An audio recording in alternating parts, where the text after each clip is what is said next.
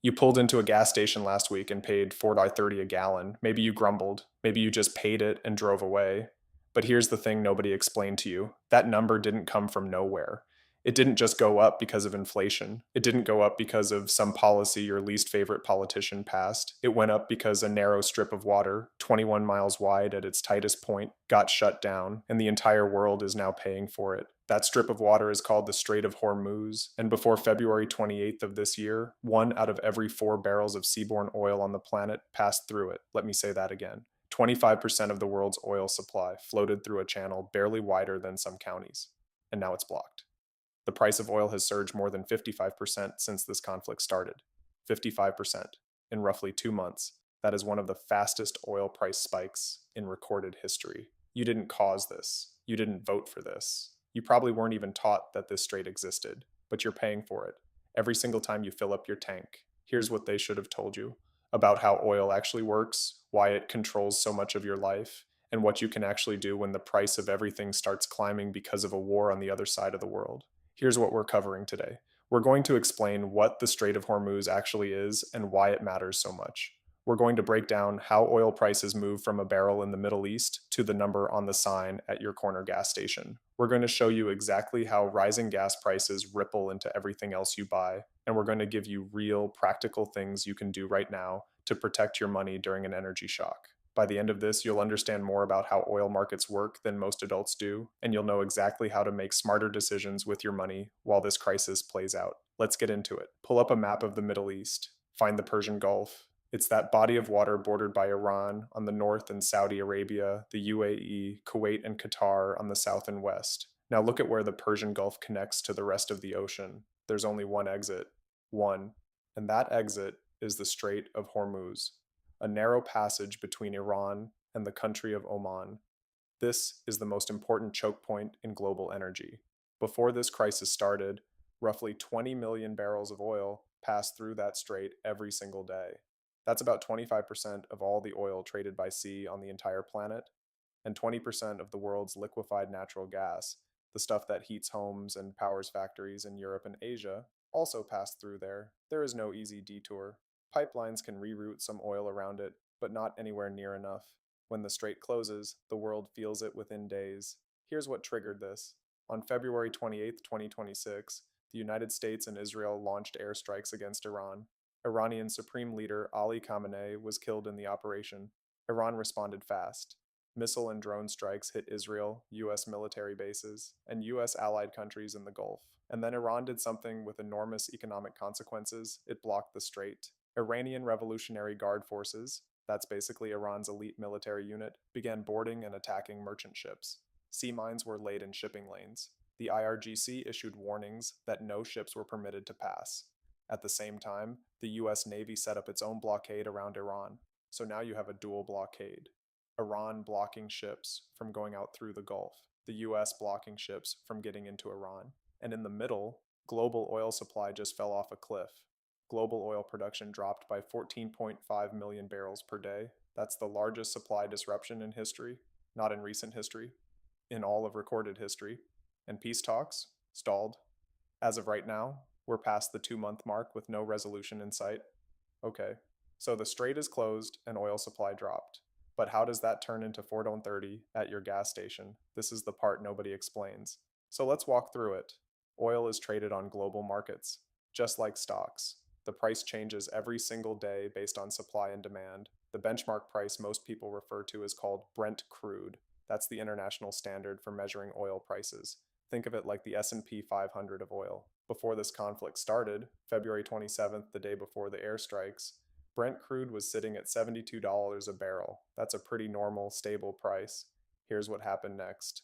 By March 2nd, just 4 days into the conflict, prices surged 10 to 13%. Brent hit $80 to $82 a barrel. Traders were spooked, but weren't sure yet how bad it would get. By March 9th, 1 week later, Brent surged to nearly $120 a barrel, almost double what it was 2 weeks before.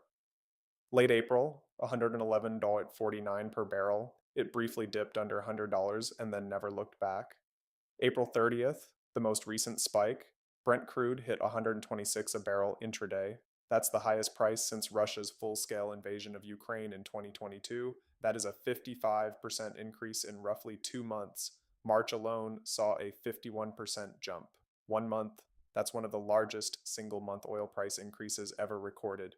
Now, how does a barrel of crude oil become the price per gallon at your local gas station? There are roughly 4 steps. Step 1, crude oil is extracted from the ground or sea. That's what Brent crude measures, the raw material. Step 2, it gets refined. That means it goes to a refinery and gets processed into gasoline, diesel, jet fuel, heating oil. Refining costs money.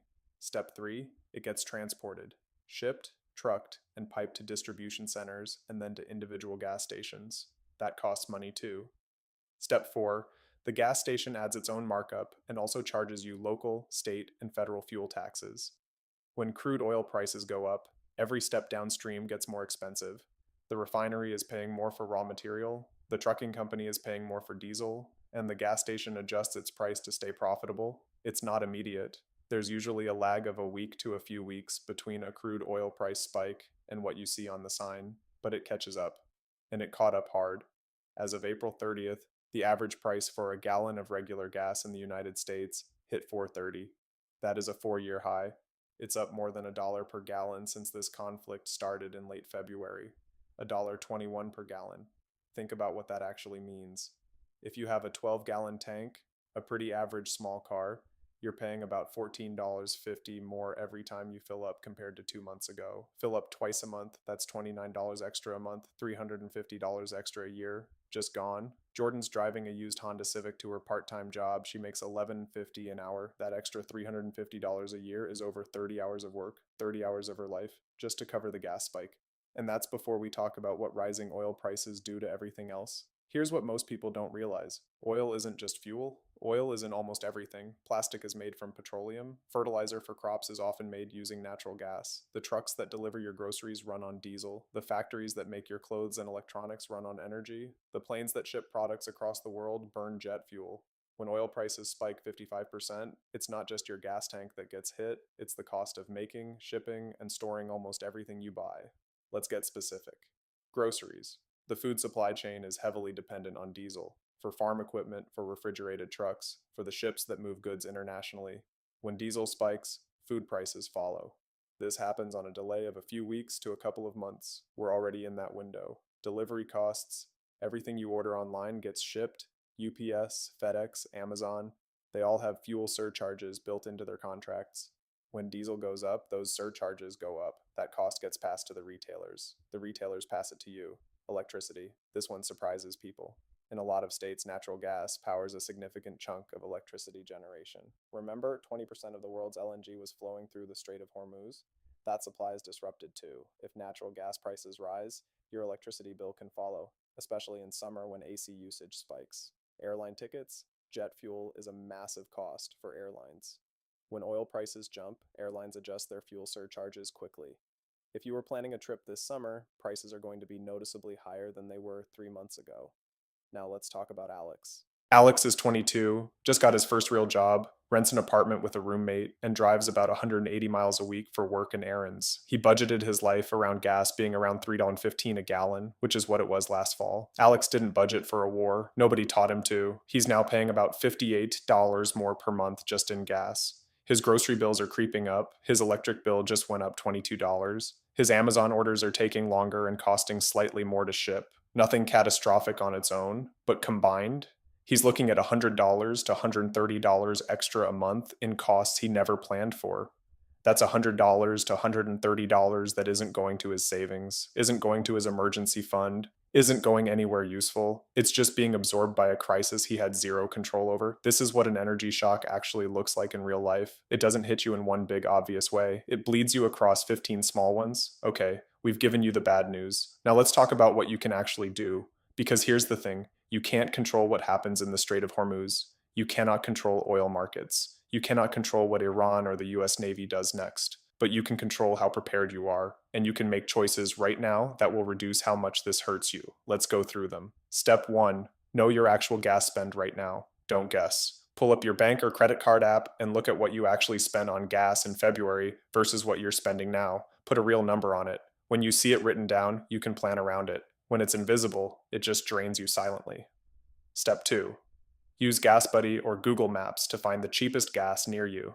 This sounds obvious. Most people don't do it.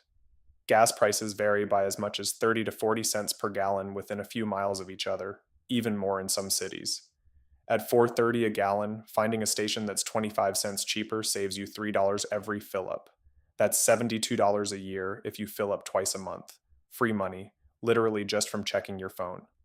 Step 3. Adjust your driving habits, even slightly. You don't have to become a hypermiling fanatic, but a few easy changes add up. Combine errands. Instead of 3 separate trips, do everything in one loop. Slow down on highways. Driving 75 mph instead of 65 mph burns roughly 15% more fuel. When gas is 4.30, that's real money. Check your tire pressure. Underinflated tires reduce fuel efficiency. It takes 90 seconds at any gas station with an air pump. Step 4. Rebuild or protect your emergency fund, specifically with energy volatility in mind. This crisis is a good reminder that your budget needs a buffer. Financial advisors typically suggest having 3 to 6 months of expenses saved. Most people in their early 20s have close to zero. You don't have to get to 6 months overnight. But right now, while prices are elevated and unpredictable, even having 1 month of expenses saved changes everything. It's the difference between a bad month and a financial crisis. If you don't have a savings account that earns interest, open one today. High-yield savings accounts are currently paying around 4 to 5% interest. That means your emergency fund is growing while it sits there. You can find one through any online bank, Marcus, Ally, SoFi, many others. Step 5, understand that this will likely not be permanent, but plan like it might last a while. Oil crises historically resolve. The 1973 Arab oil embargo ended. The 1979 Iranian Revolution shock faded. Russia's invasion of Ukraine caused a spike that eventually came down, but eventually can mean a year or two. Peace talks in this conflict are currently stalled. Nobody knows when this ends. So the move is, don't panic, don't assume it goes away in 2 weeks, and build the habits now that will protect you regardless of what happens next. Here's what we covered today. The Strait of Hormuz is a 21-mile wide choke point that carries 25% of the world's seaborne oil. It got blocked in late February when the US and Israel launched strikes on Iran. The result was the largest oil supply disruption in history. Brent crude went from $72 a barrel to $126. Gas at the pump hit $4.30, up over $1 a gallon in 2 months. And that spike doesn't stay at the gas station. It bleeds into your groceries, your electric bill, your online orders, your travel costs. $100 or more per month in costs you never planned for. This is what the global economy actually looks like up close. This is how a conflict 7,000 miles away takes money directly out of your paycheck. Nobody taught you this in school. You were learning about things that happened 100 years ago, while the systems that govern your actual financial life were never explained once. That's what we're here to fix.